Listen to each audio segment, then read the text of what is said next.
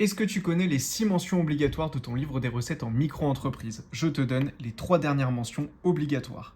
La quatrième mention obligatoire, c'est tout simplement la nature de la prestation. Est-ce que c'est de la vente? Est-ce que c'est du service? Il faut le noter dans le livre des recettes, puisque cela va faire dépendre du pourcentage de tes cotisations sociales.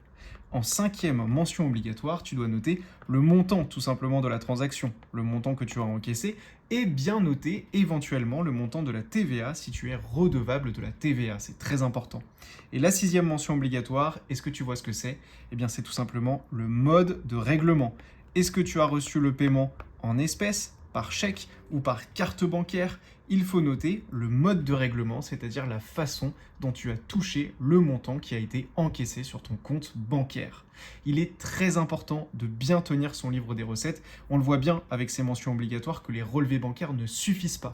Les relevés bancaires, c'est un document complémentaire du livre des recettes, mais le document obligatoire qui sera demandé en cas de contrôle, c'est bien principalement le livre des recettes. Et pour tenir un livre des recettes à jour sans stress, on a créé une plateforme, gérer-ma-micro.fr, et tu peux créer ton compte gratuitement avec le lien dans ma bio pour enfin bien gérer ta micro.